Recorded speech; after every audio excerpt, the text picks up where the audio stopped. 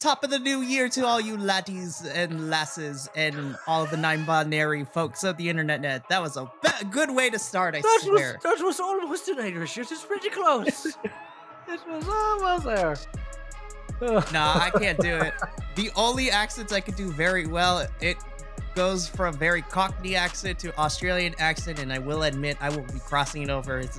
I'm not even gonna attempt to do an accent. We gotta go do an accent day over on the Patreon and just butcher all of these. Yeah, that is very fair. But good day to all you, the lovely folks on the internet land. Hey, that's not bad, eh? That's not bad at all. Yeah. See, this is more interesting than what some of SmackDown was. But hey, everyone. It already happened. We're already not talking SmackDown on the SmackDown review. That's how good the SmackDown was. Oh, my goodness. You can also tell that we haven't been in the same recording in quite some time. But yes. It's been a while. I haven't watched SmackDown officially. I've checked in with it a few times while I was directing the show and whatnot. And then we took a month off from SmackDown for various reasons. So we're back now at the beginning of 2024 to review the New Year's, whatever that was, SmackDown from the other day. Oh, man. What? I have questions. One of which, has it been like this the last few months? I will say it's had its ups and downs. The best thing to come out of this is the last couple of weeks have been this United States #1 contender tournament, which has been really fun. Sure. Gotten some fun matches. I think it's been okay.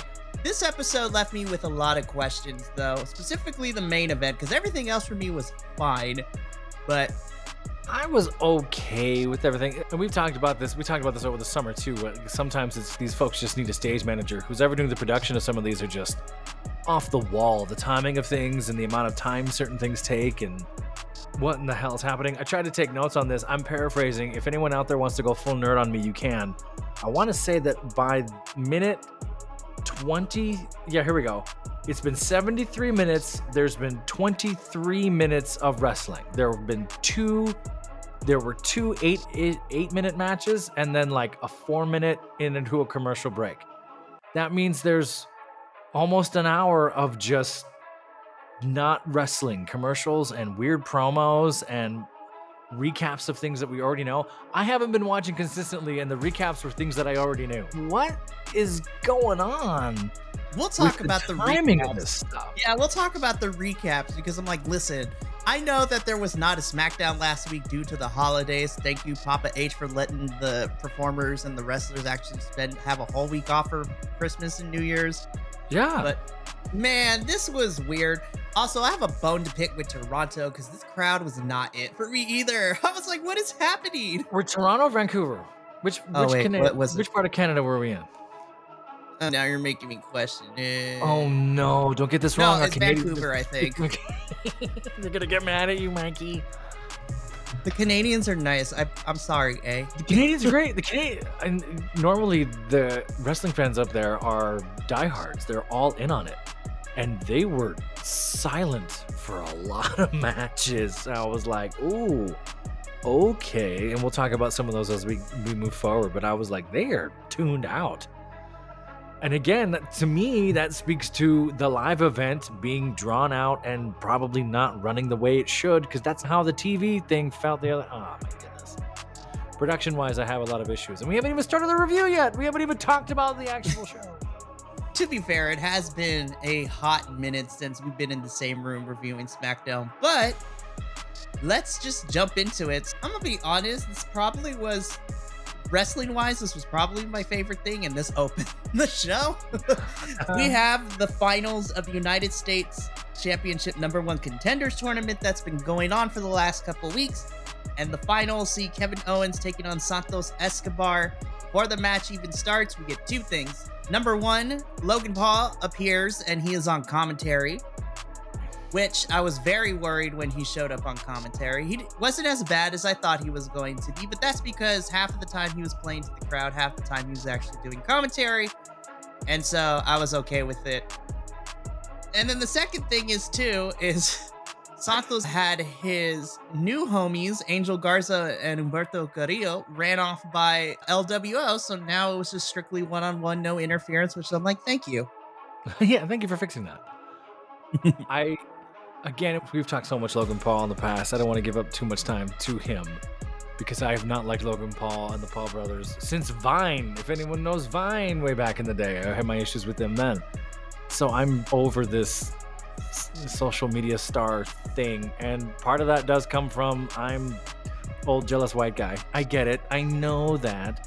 But there's also a part of me that's some of it overstays the welcome. That being said, if you're going to go full heel, Logan Paul's so good as a heel. He's ridiculous good at being the heel because you just look at him and I hate you. That's all it takes. So I have to appreciate and I do respect the fact that he's a good wrestler. He's good at this. And apparently backstage, he's really kind to everybody and professional and on his podcasts and folks he's talked to. So he's doing everything right. There's still a part of me that kind of goes when I see him, but that's what makes him such a good heel. I have that gut reaction every time I see him. You're right. I think I did have a little bit of a, oh God, what are you going to do at the commentary table moment myself. I thought he went for the audience though. Just because if they're going to come for you, go right back at them and make it theater. Leave it to let Corey Graves and them figure it out and sort out the other thing. The match I thought was solid. I thought it was good work on both of them. They're pros. They were fun. There was a great moment where it was, oh, what did he say? Never try to suplex Kevin Owens. Why? This. Boom! And then Kevin Owens reverses it and gets him right down. I think there were a few spots in the middle. You might have caught it where I think Santos was rushing a little bit. I'm not exactly sure what was happening. He had a few slips. There were a few quick miscue things in that second half there that could have been anything though. But I thought they worked really well together. It was honorable Santos taking the pin, but still looking really strong. Like they fought super hard in this one. I thought that it was a great start. And then from here on out, I was in a what place for the rest of SmackDown. Yeah, I really enjoyed this match. And again, like I said, match-wise, this probably did the most for me from beginning to end. We got 2 commercial breaks for this thing, which was like very nice. This was the first 17, 18 minutes was this. Sadly, there was 8 minutes of commercials in it, but still good. It was. And of course, Kevin Owens picks up the win here, which means he is the new #1 contender. And this kind of leads into Logan Paul coming off of the commentary table, jumping onto the apron with the mic, basically berating Kevin Owens, and then bam, right in the kissing. My only problem with this, and we'll talk about it, I'll talk about it now. Logan Paul gets hit in the face, holds his jaw. 20 minutes later in the promo of Logan Paul walking backstage, has ice holding his forehead. We gotta have continuity, you guys. Come on. I clocked that same thing. I was like, did you? Man. I was like, what? You didn't get hit there. What happened? Ice to face. And like, oh, come on, guys. Here, just take this ice and go. Like, jeez. Just those little things. If you just clean up those little things, you're never gonna get people like me poking holes at you. Come on. Yeah. But with Kevin Owens winning this tournament, it's going to be him versus Logan Paul for the United States Championship at Royal Rumble. Oh my gosh, that's in 3 weeks. We have so much to talk about between now and 3 weeks. I think that'll be a great match, though. I think so, too. I think such a... Oh, I almost said something I should never say about Logan Paul. Such a diversity of skill sets. That's a much better way of saying it. Much better way of saying what I was going to say. Such a diversity in skill sets and abilities and what they're good at, but at the same time, complementing each other really well. Kevin Owens isn't afraid to high fly. Kevin Owens will jump off those things, as will Logan Paul. They'll take the risks. They'll do those things. And Kevin is so safe. And we've talked about this a bunch of times, how such a safe worker Kevin is. So I think he'll really take care of Logan Paul.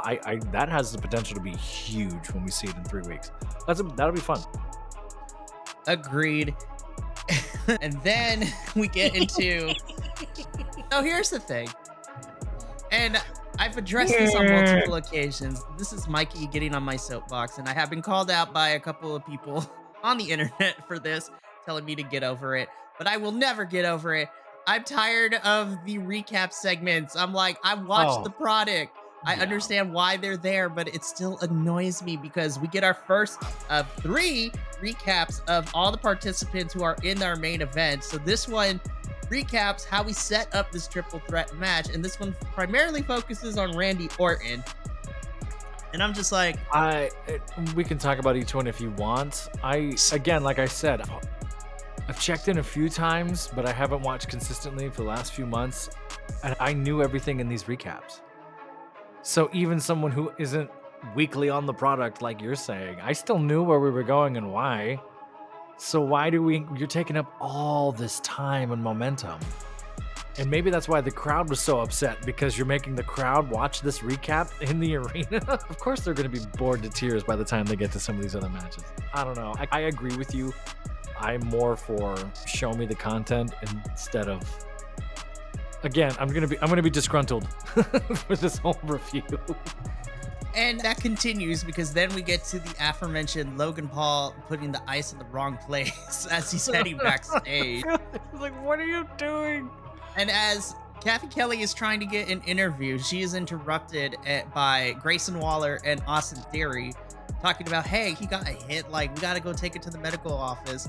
And then in comes Cameron Grimes, which him and Grayson have a bit of a shoving match before being separated, and everyone goes their different ways, which sets Grayson versus Cameron Grimes next week for the 40th time. I was just like, what are we doing with Cameron Grimes? That's my biggest Cameron thing. Grimes. What sucks is coming back and it's, they're using him the same. Like, they haven't changed anything they've done with Cameron Grimes, which is unfortunate. I see right through this whole I shoved you, you shoved me, heat for next week thing. I don't think it works when it's arbitrary like that, right? You got to give me a little bit more than just, hey, I don't like you. I don't like you either. Next Friday on Smackdown. I don't buy that anymore. While watching and reviewing the other product, the folks who do the nonchalant let's just book a match thing are killing it. I'd rather have that than just this sort of, I don't like you. I don't like you either. Then I'll see you next week. Like, you gotta do more than just, blah, humbug, blah, blah, blah. Sorry, man. I've missed you so much, honestly. Hey, it's good to be back with you. Hey. After we get this set up for next week, okay, so we gotta talk about this in-ring segment. Bobby Lashley and the Suit Profits, right? This first half of it... Suit Profits? That's what I'm calling them from now on. I like Suit Profits. Suit Profits makes me happy. So, I thought we were going to do something with them leading into Fastlane in October, and then since then, we really haven't had much to do with them. So, sure. And Bobby Lashley says the same thing as he's running. 2023 wasn't really my year. I found the scathing line to be dramatic when he said, not because I didn't work hard, but just because of reasons. I'm like, ooh. I'm like, ooh. I was like, you're not wrong, Bobby. I feel you. I feel like all 2023, we haven't used him properly. But then he's, you know what? 2024 is here. We're going to be making moves, which then allows Angelo Dawkins and Montez Ford to chime in. This was weird. Teaming it with making them the Suit Profits, one, and teaming up with Bobby Lashley took all the, dare I say, swagger and the riz, as the kids say, out of these two, right? Their promos are just straightforward, off the tape things. They're giving it all to Bobby, letting Bobby have all that charisma and presence, which we know Bobby already has. It's muted the two of them, which makes me sad because that's not who I think they are or want to be, and it just comes off as artificial, best to say it. And nothing against them, because they're easily two of the most talented men on the roster, easily in the top 10 for me, what they can do and what I've seen them do. But I wonder if Bobby Lashley's even speaking to that a little bit, like for reasons like the three of us weren't used and worked properly. I would almost wager that all three of them were in that thought when he said it. Yeah, I don't know. I just was left like, okay, why? What are we doing? Give me a reason to care other than I love you. Which might be the most poetic thing we've ever said here on Bicon. I'm just imagining like Patrick Starfish, I love you. I love you. But it's true though. Like we like Bobby Lashley, we like the Suit Profits, like we like all three of them, and we want to see better things for me. Yeah. Well, not me, for them. I want to see better things for them. Well, yeah, it makes your life better if they're doing better. And it hurts because Bobby Lashley can still go in the ring. The Street Profits were one of the hottest things to come from NXT, and I feel like over the last 2 or 3 years, like they've been watered down on the main roster, which I don't understand. We pumped the brakes on them, and then they just gone, and that's a shame. I don't know, man. I don't want to go full conspiracy this early on and full Pepe Silva like we say on the other show, but yeah, it could be meddling from years ago, not knowing what to do with them. Again, we've talked about the misuse of people of color who are talented, not getting the limelight in certain ways that they should. I don't know. There's something not quite right with the way that they've been marginalized into the mid-card. And I thought we were going to have a longer feud between them and LWO, but then again, once Fastlane was over, I was like, oh, okay, never mind. I was completely off base with that one. Come on, Papa H. Papa H, make us something happen, huh? And I want to be fair, this is the first episode of 2024. We still have a long year ahead of us, so hopefully something happens with them. Yeah. But ultimately, at least this week, this was just to set up the debut for Karrion Kross's new faction, which I really enjoyed that like video before they all came out, and I was like, if this is how we're entering every single time this faction comes out, I'm totally here for it. As Bobby and the Street Profits are done talking, then the lights go down a little bit. Then we see this countdown timer a la Twilight Zone and just various images of Karrion Kross and Scarlett just talking about it. Are you ready? I don't think they're ready. Basically, essentially that. And I was like, give me. And then, yo, Karrion Kross is jacked. He comes out. I was like, yo, bro hit the gym. Dude. And he is jacked. Scarlett dyed her hair. And I was just like, have we not seen him in a while? Has he been gone for a while? I don't want to even say a while. It's been a couple of weeks. We've been getting vignettes of him in videos and stuff like that. So, but I want to say this is the first time in a month or so that he's actually been in person at a Smackdown show like this.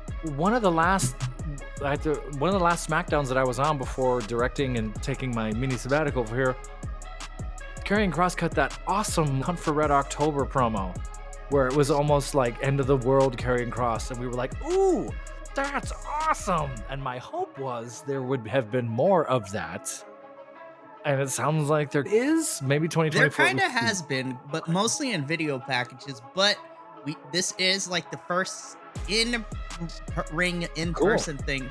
So like Scarlett comes out, Karrion comes out, Scarlett comes out. She dyed herself brunette, still wearing very fire outfits. I'm just like, hi. Yeah. And then we're back to Patrick. I love you. Exactly. And then I already knew this because I clocked the silhouettes from the last promo we saw with Karrion and Scarlett. But Paul Ellering comes out from behind Karrion Kross.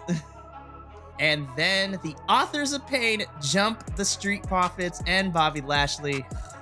Those are some big boys, man. I missed the Authors of Pain. So I have only ever heard of said Authors of Pain, and I've seen like photos and quick clips. I've never seen them in the ring. So this was new for me. And them boys are huge. That's some talented big guys. So I was excited to see that for sure. I wish, I want a little bit more than just, I'm going to jump you during your promo. I need a little bit more than just, I'm going to shove you in the hallway. Maybe I was just expecting more coming from one promotion into this one, the way things have been done recently. But I like that Karrion Kross is getting a little bit of run, getting a little bit more freedom to play. When I started here at the Biconics way back 18 months ago, we didn't know what to do with Karrion Kross. We were, who are you? What do you do? Who's your daddy and what does he do? But now it seems like they might be giving him a shot to play and do something cool. And I hope that's true. And I'm excited to see AOP in the ring and the mayhem. But again, this was just a promo. Show me stuff. I want to see more things. Yeah, and so there have been a lot of other people that we follow along, like the Wrestle Talk Boys, Simon Miller, just other places too. A lot of people are like, this is probably the last chance that Karrion Kross is going to get to go over with fans. I'm like, Could be. I don't want to go. I don't want to go that far. But you know what? I hope that this is not another start and stop for Karrion, because that has happened to him a lot. Yeah, it's booking, like we've talked about. They haven't really booked him. They want him to be one thing, which is apparently not what he is. Apparently, he's a funny, happy-go-lucky martial arts instructor. He's not this big, angry, over-the-top, intense guy. He can play that really well, but it's such a stretch for him. Maybe they're struggling against that. I don't know.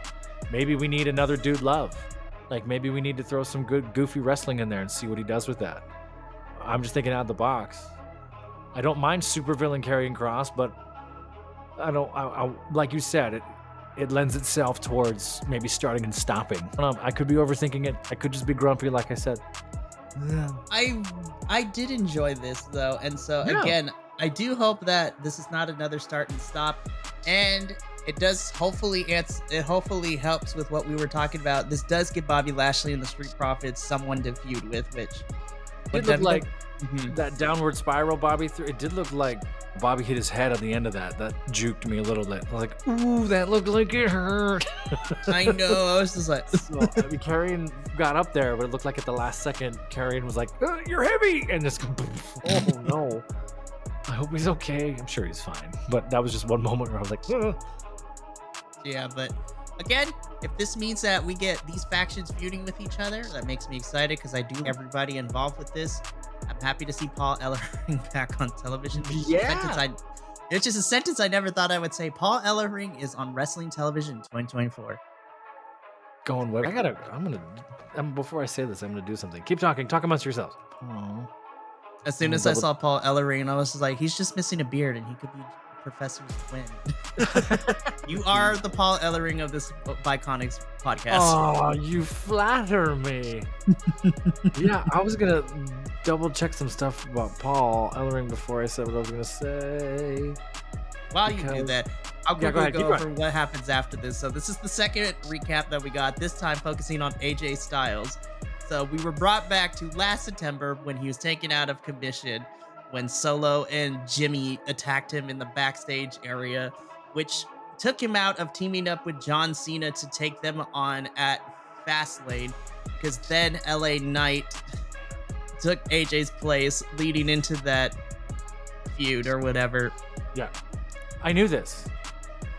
And the casuals know this. You didn't need this. No, and I still am of the disagreement. I was just like, AJ's kind of being petty right now, because he said the reason he attacked LA Knight 2 weeks ago is because LA Knight took his spot. I'm like, AJ, like, you were out of commission. You got the snot beat out of you. Solo Sikoa jumped from the top of the cases backstage and like full on like Samoan dropped on top of you. What you think was gonna happen? I think that's a petty kayfabe reason. I think in reality, they just booked it incorrectly and they got to say something. They're always trying to play the hot hand. They probably played it at the wrong time, because 2023, nobody expected LA Knight. And LA Knight came through like a train and just barreled through all these plot lines. And some folks got left in the wake. Like the OC, who's no longer with AJ Styles, and now that's changed. It's weird. I'm just like, so Michin is their leader? We'll talk about that in a little bit. I'm so confused. I'm like, that's what I'm saying is like, all of a sudden, Knight changed the whole landscape, just being himself, and the fans went, yeah, we want that, not that, and that's going to create waves and other things like that. I'm pretty sure behind the scenes, I'm sure there might be some pettiness or whatever, but in the end, AJ is a professional. But again, all that aside, we didn't need this. Even the casuals know this. Or you could have done all three of these segments in 45 seconds and been done with it. Yeah, do a supercut. That would have been the easiest thing to do. We're not done with these recaps. We got one more later in the show, but we leave recap land behind, because then we enter our WWE Women's Championship match where Michin takes on the champion Io Sky. This match came about because Michin pinned Io 2 weeks ago during that Miracle on 34th Street fight with all those women. Right. So I was just like, I'm like, all right, Mia, it is your time, girl. Like, I need you to shine. And the first couple of minutes were a struggle. But then once we got past that, I was just like, yeah, this is the reason why I'm yelling at the rooftops. I'm like, give Mia a chance. I thought the first half of this was really start and stop and a lot of miscues. They were waiting for each other a lot. There was a lot of, I'm waiting for this moment, I'm waiting for this thing. I think Michin was in her head, personally. She put her hair in a ponytail, tightened it, did the rolling hip thing, came back, pulled her hair out, and threw the hair tie. Which, as acting teacher, just spoke to me like, you are all over the place. You are not focused right now. I don't know if there was, again, you always wonder if was it cut for time? Did they move the slot? Did they this or this? I will say, up until this point, the bell rings. We've had 50 minutes and one match. There's been 50 minutes of SmackDown by this point, and one match that had a commercial in the middle of it. So already that momentum is down, and the Vancouver crowd was bored. You did not win them back, sadly, those first few. You got them at the end. The sort of, all right, let's go home moves at the end were clean and worked really well. There was something really good. I can't see it in my notes. I don't know where it is in my notes. There's one or two cool things that happened there at the end for sure that I liked. The announce table was really trying to keep them on track. Everyone was really pumping life into this thing, and it I'll be kind, the second half of this was much better than the first 10, 15 moves. It was like, what are they doing? Yeah. You know what? I'm just saying, and I'm not blaming Io or Mia in this case because it seems like things were a little bit rocky to begin with because you never let Michin wrestle. Like, yeah. It's only been the last couple of weeks that she's actually been in the ring and not being squashed by damage control half the time like Zelina Vega is. Oh, my poor babies. Zelina and Mia have been used as cannon fodder for the last couple of weeks, and I want more for them so badly. It's neither here nor there. I don't chalk it up to her at all. It's a professional. I'm sure she's great, and I've seen her do other matches better than this one. I wonder if it was just some miscues and some misunderstanding at the top. Could be anything. So I don't fault them. I try never to fault them. Fault the professional because I'm just a bald dude sitting in my gaming chair. You're a light-skinned Paul Ellering.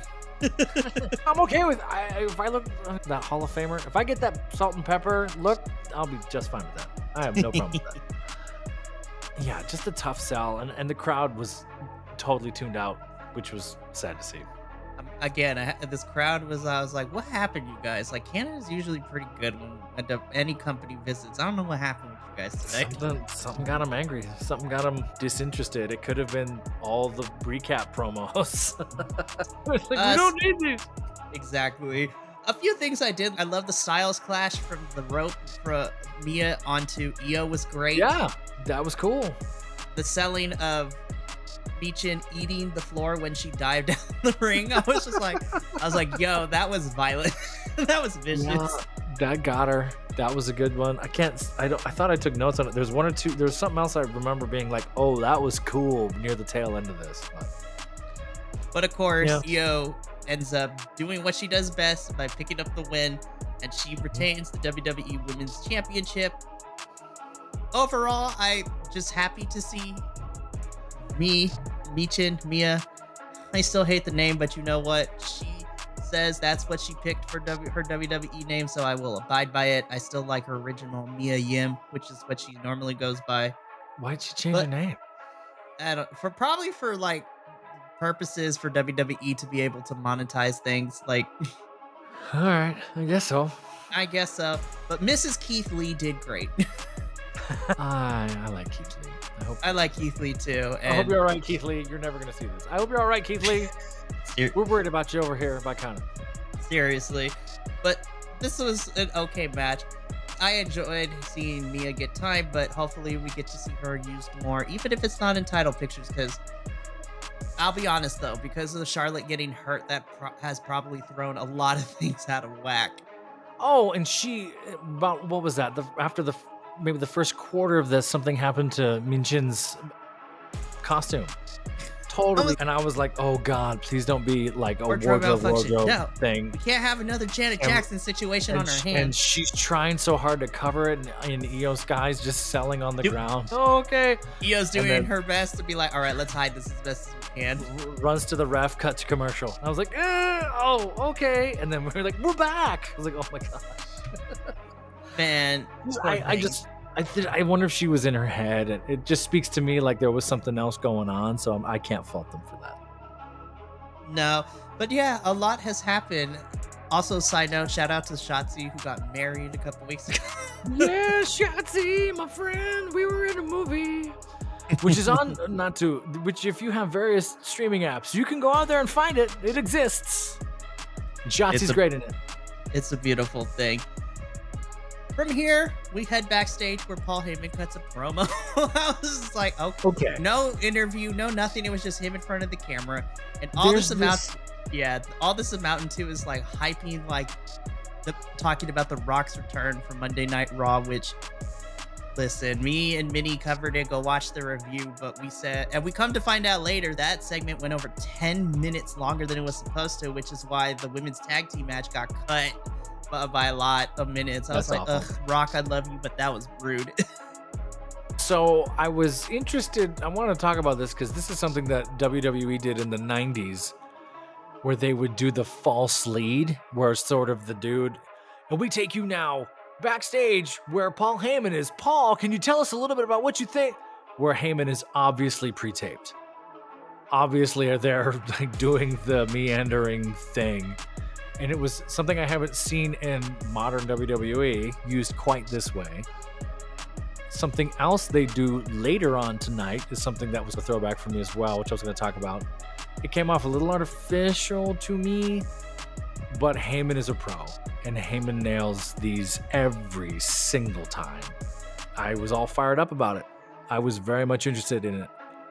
To the point where I did not need the 3-minute recap of The Rock returning 5 minutes later.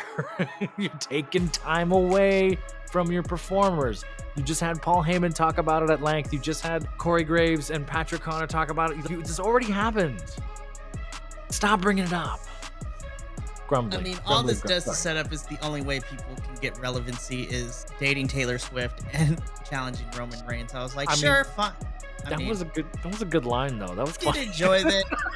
And I've said my piece because me and Minnie discussed this during the Raw review with The Rock coming back and everyone like threw a fit because the internet was on fire because half people are like, Rock should dethrone Roman, and I'm of the camp. I'm like, absolutely not. I was like, why go from one part-time champion to another one? I am still holding on to the prediction that Roman retains at Rumble. Rock versus Roman is at Elimination Chamber in Australia because according to reports, Australia wanted The Rock. And then we get Cody versus Roman at WrestleMania where Cody needs to win the titles this year. And this is now me as actor, going full actor conspiracy. I feel like it's John Cena and The Rock are here because of the SAG strike. Because that strike happened. I agree. And that's something we talked about when Cena came back for the summer. Yeah. So projects got cut, calendars got pushed back, people got to make money. The Rock has alimony and other things to pay.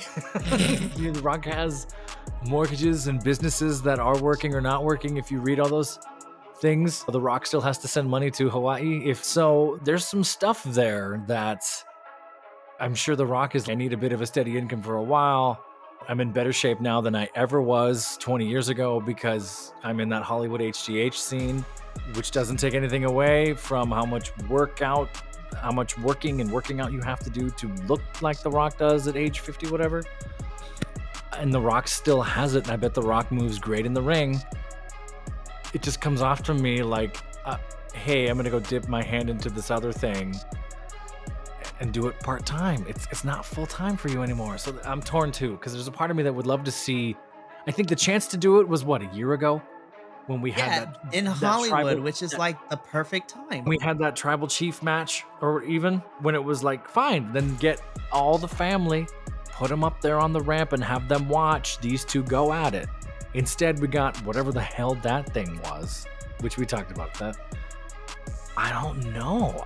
There's a part of me that's, The Rock beats Roman and then Cody has to go after The Rock. I don't hate that because then Roman has to come back.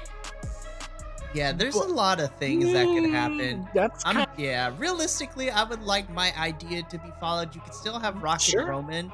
A lot of people want to see it at WrestleMania. I'm like, I understand why people want to see it, but then if it's Rock versus Roman, where do you put Cody on the card? Is it like a triple threat? Because then you also have to play into the other rumor is your other big main event for the main men's titles is Punk is supposed to win the Rumble, and it's Punk versus Seth at WrestleMania. Which is that's gonna be all the drama. I'm excited for it, but yeah, I think that feud is gonna be great. But there's a lot of moving pieces here, and unfortunately, we can speculate all we want. Well, we won't.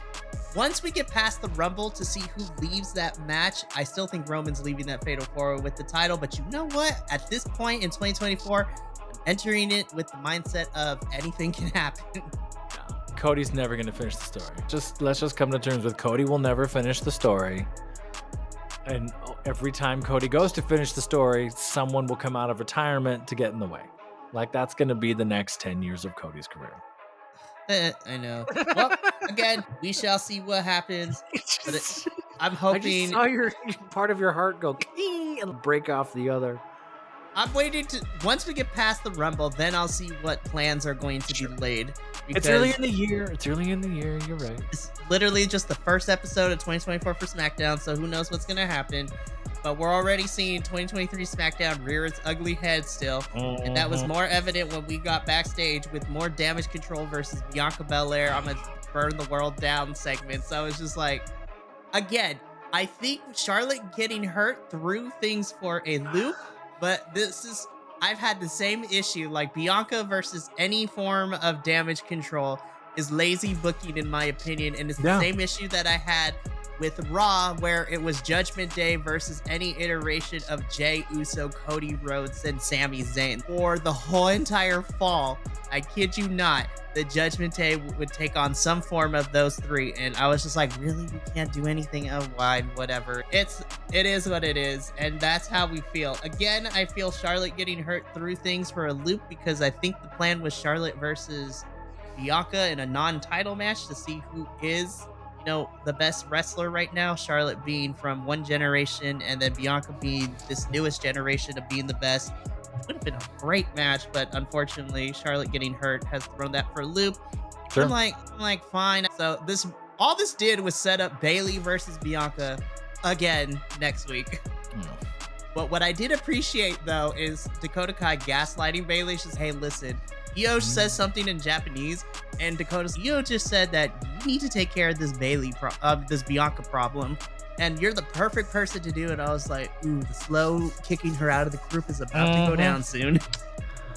Yeah, I agree with everything you said. We'll see. Again, none of the major promotions know how to book the women and how to make it work, and none of them are willing to take a risk ever.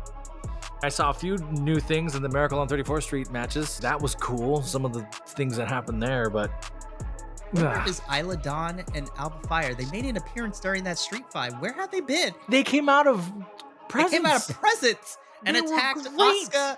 They attacked Asuka and they attacked Kairi. I was like, ooh, are we setting up this feud? And then they weren't anywhere here. No promo, no video package, nothing. I was like, what? Fine, whatever. Weird. It is weird. From here, we get settled into our tag team match, Pretty Deadly versus Butch and a partner of his choosing, which stems from Pretty Deadly. This has been a weird saga. So it was Butch and Ridge Holland. Ridge Holland up and left Butch and they broke up. Ridge is now back in NXT, which is a thing to see. Sheamus is still out in injury, so who knows how long that's going to be. Wait, so they broke up? They broke up, so... Really? I'm not going to go into too much detail. We can talk after. So Sheamus is out. Ridge Holland is in NXT right now doing something, and I'll fill you in on what that was because me and Will threw a fit at first, and then we're more okay with it. But it's crazy. So now it's just Brawling Brute? It's just Butch, but it seems now, because now, like I said, 2 weeks ago, Pretty Deadly attacked Butch backstage, and then Butch, who obviously fought back, Nick Aldis said that he needs to find a tag team partner, and then he'll face Pretty Deadly at the New Year's Revolution Smackdown episode we saw. And his said tag team partner is coming the call up from NXT, Tyler Bate. Our little strong boy, as we call him around here. So who I have on the 3 episodes of NXT I've watched over the last 9 months, I apologize, I'm sorry, who I have seen and who I have thought great things of. I was very excited to see him and wanted to see more of him. Dude's great. He's doing crazy stuff all the time. And Pretty Deadly were great. I like Pretty Deadly a lot. I'm always happy to see them. I do too. I love them so much. They oversell everything. They're hysterical. I love the slow-mo as they enter. Who can so wrestle. They were perfect for it. And it's great seeing the Brits go British and just kill it. Like, they were fantastic. I thought this was a lot of fun. There was the first 5 or 6 catch wrestling moves that Tyler Bates was doing on Pretty Deadly was just a lot of fun. That what was that dual power bomb thing that they did together at the end? They had a name for it and I forgot it, but I remember watching it like, what are we doing? I have not seen one of those in maybe ever, if I had ever, but and seeing 2, I'm going to say this properly, men of smaller stature, and I just mean that like that, because they're both yoked and way stronger than I'll ever be, doing that move together. There's some power there. That was a lot of fun. This match was great. This match brought me back up. Like, oh, that was fun. It was less than 6 minutes. Yeah, I was just like, man, really fine. It was whatever. less than 6, boom, and it was over. And I was like, and there was a commercial 3 minutes in. It made no sense. I was just like, 3 minutes commercial, and then we had 2 minutes and 45 seconds, and then it was done. It's like, why was this so short? I want to watch this for 20. You needed momentum here. You got to get the fans back in. You got the fans back in, and then it's over. What? Why? And this is something that I always bring up around Rumble season. WWE has a really hard time of trying to find things to do until the Rumble, because unless you are in a title picture, so Kevin Owens, at least right now, is not in the Rumble. Neither is Logan. Roman, LA Knight, Randy, and AJ are probably not going to be in the Rumble either. So then I'm trying to figure out, all right, which one of the women's titles is about to go? Which one of the women's titles is about to be defended at Rumble? And I think it's going to be Io versus Bianca at the Rumble, which I'm like, fine, whatever. I still hold the hope that Bayley's winning the women's Rumble this year. That Bayley's winning? I think Bayley's going to win, because then you tell the story she has this. Bayley just won 2 years ago. Didn't Bayley just win? Becky won 2 years ago, and then Becky won 2 years ago. Yeah, Becky won 2 years ago. Bianca won last year. And then when was... I thought Bayley won one. Didn't Bayley win one? She probably did, but it's been a while. I don't know. They're all too many. Becky.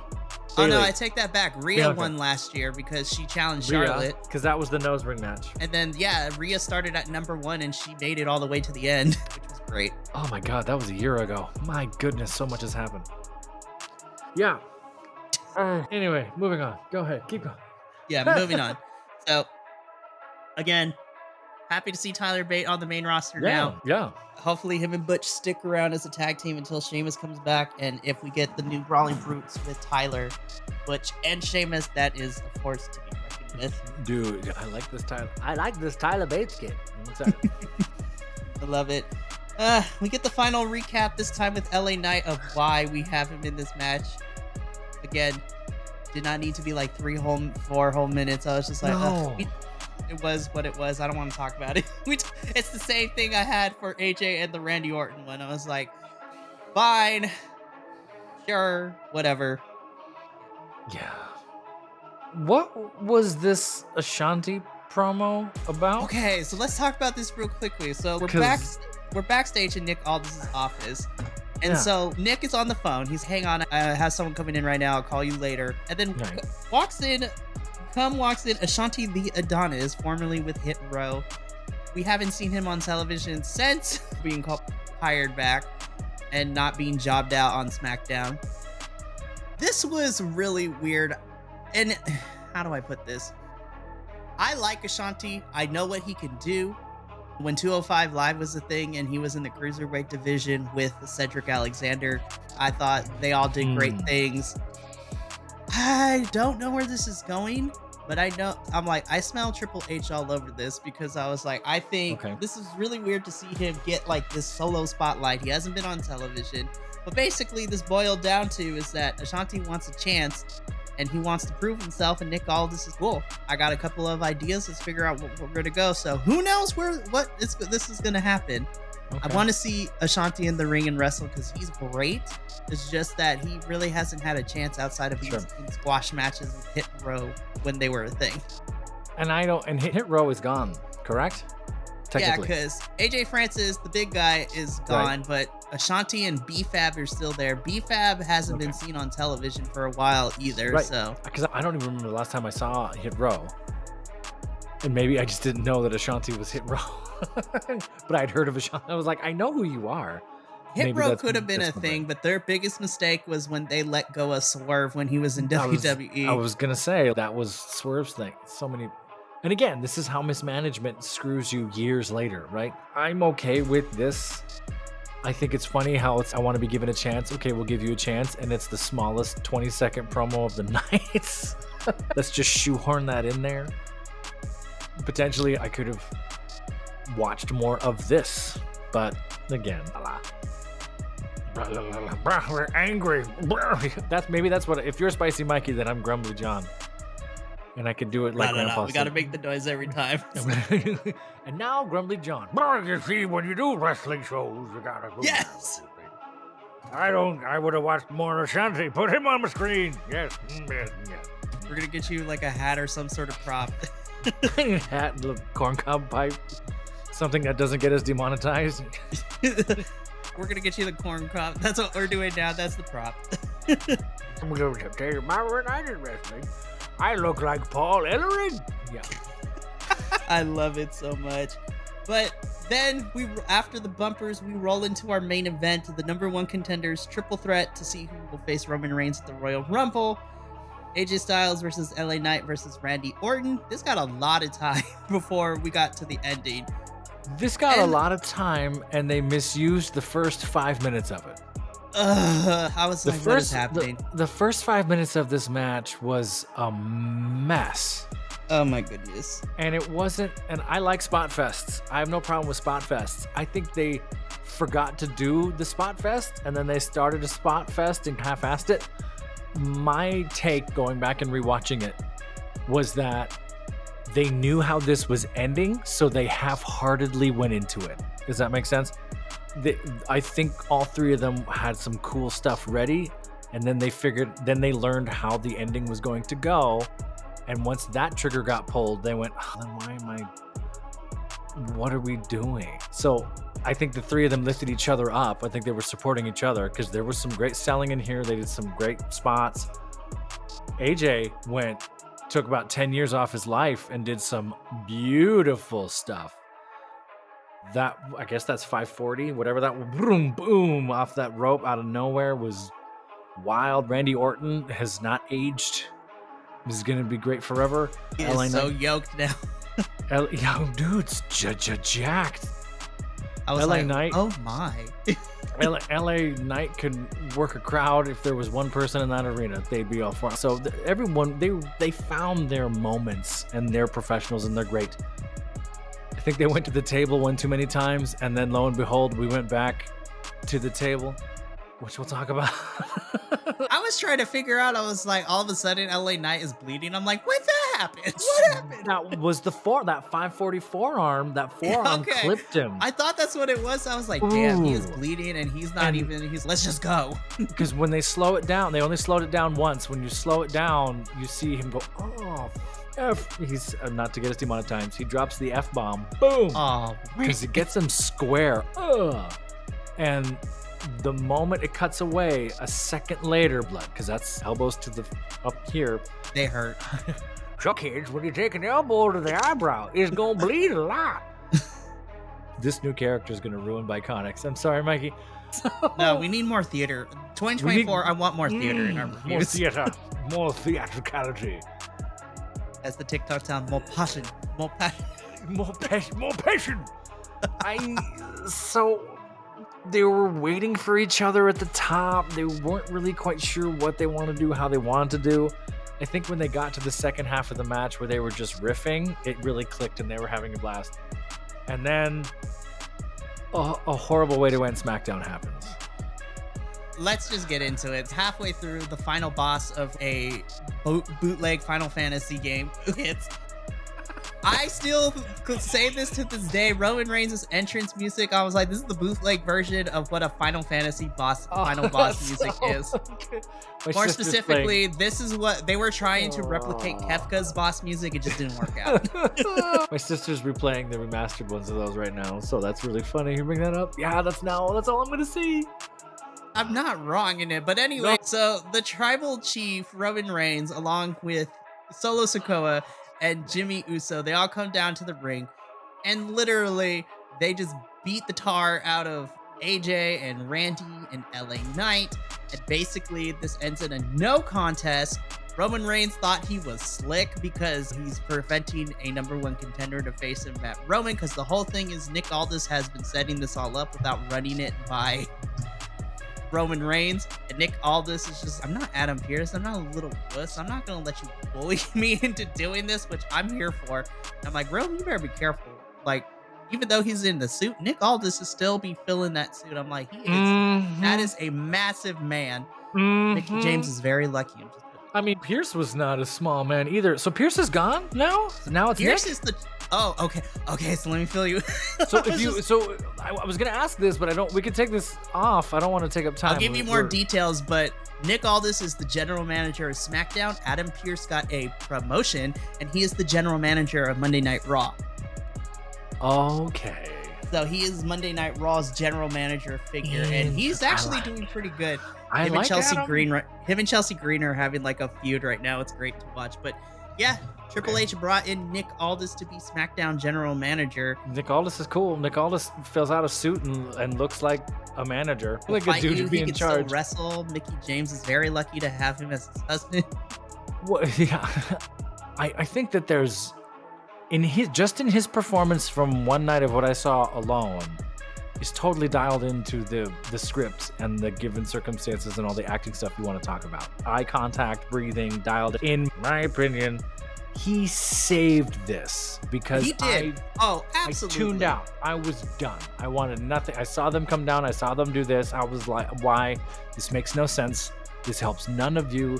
It's everything about it for me was like, this is awful. You gave us 3 recaps on all 3 of these guys that we didn't need. You gave us like a match and this way. And it would have been different if it was like, I'm here to pick who I want. If Roman interfered and got someone over someone because he wanted. No, it was just, whatever. We're just gonna destroy everyone. Literally, this was Roman Reigns throwing a tantrum because Nick Aldis was being a general manager and doing things for the brand and not running it by Roman. And Roman thought he was slick by letting this match happen, and literally without verbally saying it, said, I'm going to ruin everything for SmackDown. So Nick walks up to Heyman, the camera catches it. I wish there was a better mic on the camera because I think folks might have missed it otherwise. Saying, fine, you want this. Fine, it's a fatal 4-way for the title. And like books it. But the way he goes heads up with Heyman and the way Heyman sells it at the end of that, I think saved the fact that this was dud of an ending for SmackDown. This was not the ending that you should have had your first SmackDown of 2024, and you're trying to get this momentum to the Rumble. I just maybe I'm jaded old man, but it was like the moment Roman and the Bloodline came out, I was like, I'm done. I'm bored. I almost turned off my TV when Logan Paul walked in the first 5 minutes. I almost turned it off the moment Roman Reigns was walking down the ramp. Like, why? Where are we going, folks? Ugh. Again, I'm just like, all right, fine, sure, whatever. It is what it is. But what I will say is that, again, I agree with you. Nick Aldis saved this. He saved it. Yeah. to basically explain what happens. If it had just been Paul Heyman glaring at the camera and then the go to black, I would be like, I'm not watching SmackDown for 3 weeks. I'll see you at the Rumble. But with Nick Aldis kind of dropping it the way he did and having an authority there, not that Adam Pearce didn't, because Adam Pearce had those moments too, but this was in a very different way. Saved that whole beat at the end. Where it was like, all right, that's an interesting choice. What the hell does that mean? How's that even going to work? Is that the same no DQ if it's a 4-way? And then you still have the bloodline there, and then you have so really it's a 3-on-3 for the title? Wait, what? I'm interested to see. They're professionals, they're better than me. We'll see where they go. But booking wise, I'm like, what? Yeah. So ultimately this sets up a fatal 4-way at Rumble. So Roman has to defend that title against Randy, LA Knight, and AJ Styles. But the bloodline are going to be there, and it's no DQ, and they can't not interfere. I'm wondering if Roman is going to pull what he did at WrestleMania, where he was in a triple threat against Daniel Bryan and Edge, and then they all knocked each other out, and then he took both of them, stacked them on top of each other, and pinned both of them at the same time. So he's going to pin all 3 of those guys. Realistically, AJ, Randy Orton, and LA Knight. That's one thought, but honestly, if I'm looking at this match, I'm not gonna lie, I think AJ might be taking the pin if it's just one person, because you don't want LA to get pinned.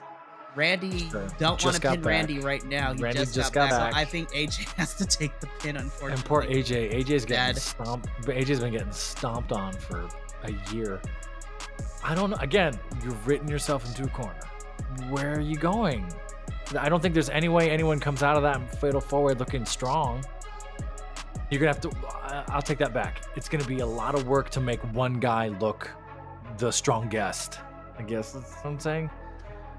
It's hard to articulate because I'm just so dumbfounded. Well, what are we doing? Yeah, but hey, let's see. Unless we get told otherwise when we get to the... Are you okay Rumble. You seem okay with this. You don't seem nearly as grumbly as I do. Honestly, if I was going to be honest, because I had originally planned for it to be just Roman versus Randy one-on-one, which I thought Randy was going to win this triple threat, but apparently now we're getting a fatal 4-way, so I'm like, okay. I have to, again, we're playing the wait and see game, and I say that a lot here, but I need to see how we build towards said fatal 4-way. Outside of everyone, I'm trying to think. Randy has never faced Roman in this current iteration. LA Knight lost at Crown Jewel, and I don't remember if... I think AJ did go up against Tribal Chief Roman Reigns once before in the 3 years that we've had this character, but my memory is not the best right now. And there's lots of options, but I don't know. I want to see how we build towards this match, because if they can build it to be somewhat decent and coherent of a story, then I'll be more invested in this. I'm trying to be fair, but if this ends up being a train wreck, I am going to call it out when we get to our Rumble review at the end of the month, because I'll be like, this was garbage, this was trash, why did we have this to begin with? And they've set themselves up to do this all uphill, right? You don't have, which they do this anyway, but like margin of error, right? Like, how are you going to do this? Roman Reigns defeated AJ Styles back September 2022 in Canada at the WWE Live?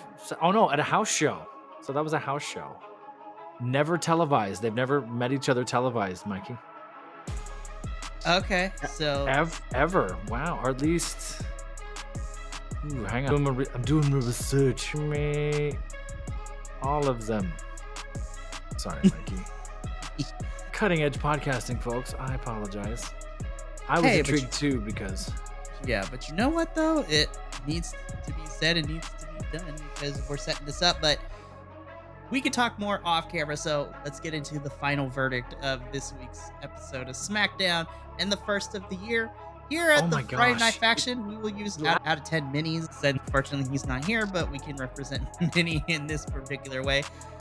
Out of 10 minis, I'll go first. I didn't think it was horrible, but I have a lot of questions, a lot of things felt like we were cut for time. and I didn't need all those recaps leading into a main event that I knew was gonna go left as soon as I saw Roman Reigns appear at the beginning of the show, and then we didn't get nothing of him until the end. I'm like, oh boy, here we go. I'm gonna give this like a 6 out of 10 minis for this SmackDown. I thought they hyped this up to be New Year's Revolution's version of SmackDown, and all 3 WWE shows had a like big hype up in this. This is a special TV episode, and I think 1 out of 3 of them were successful. NXT was all over the map, unfortunately. This was not my cup of tea, and even though nothing really of importance really happened on Monday Night Raw, that pretty much was the best thing to happen, minus The Rock taking time away from a women's match, which I already clarified that earlier. But I give this a 6 out of 10. We have 3 weeks until the Rumble, so I'm hoping that we just don't spin our wheels here, which I feel like is what we're going to get the next 3 weeks. But my main focus is I want to see how they build up towards this fatal 4-way and what other storylines. Again, I feel like our 2 main storylines are right now is Roman and probably Bianca versus Io at the Rumble. Actually, no, because Bianca's entering the Rumble, so never mind. Io may not. So yeah. I don't even know what we're doing anymore. Which means probably Rhea will defend? I don't know anymore. No, actually, Rhea would probably defend the title against Nia Jax now that I think about it after Monday. Which I don't feel like hate. they got what? 6? They got 6 episodes. They got 3 Raw and 3 SmackDown to figure this out heading into the Rumble. Yeah, we shall see. For anyone interested, the last time that AJ Styles and Roman Reigns were in a televised match was Monday Night Raw 2019, where it was Styles, Reigns, and Seth Rollins versus Corbin, Bobby Lashley, and Drew McIntyre in a 6-person tag match. And then before that, they've never met one-on-one. They were in Survivor Series together in 2016. So they have not worked very much together at all, AJ Styles and Roman Reigns. So that's actually an interesting thing that you bring up. Anyway, back to this thing. I don't think there was a stretch where we were doing really low rated SmackDowns. And during that time, I never wanted to give something a 1, 2, or 3 unless it was like egregious and someone got injured or hurt or something was dangerous or not safe, in my opinion. So this one hovers around that like 4, 5, 4.5, and 5. It's just low for me. I'm taking points off too. Compliments of JBL because the women did not get a run like they should have here. They got hosed. You didn't set either one of them up to succeed. You got the crowd. The crowd was just deflated by the time they got there. And as much as the women tried to bring them back up, they just couldn't. The booking was weird. The recaps were not needed. The commercials were heavy. And I don't want to be that guy that's always talking about the commercials. I get it. I'm watching it on a streaming platform and I can skip them. But if this had been 1999, I wouldn't have watched it. I would have made it to minute 40 and been like, I've watched one match, I'm done, I'm going to go do something else. So this is a 4.5 minis, 5 minis-ish if I'm being forgiving. And that hurts because there's some people on here who I think the Soup Profits should have done a little more. Karrion Kross showed up, but even that felt muted to me. And they dug themselves just enough of a hole going into Rumble. Like the first shovel full of hole. You hope they don't dig it any further, or that this is not a harbinger of things to come. There's the drama you wanted. Yeah, it fell flat. It's too bad. Yeah.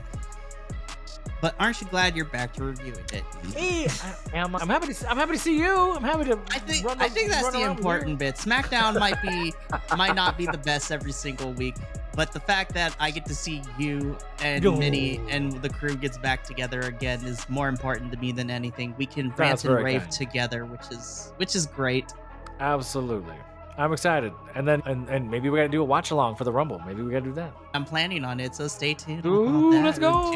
Check it out, folks. Seriously. Tell them where to find us. Heck yes.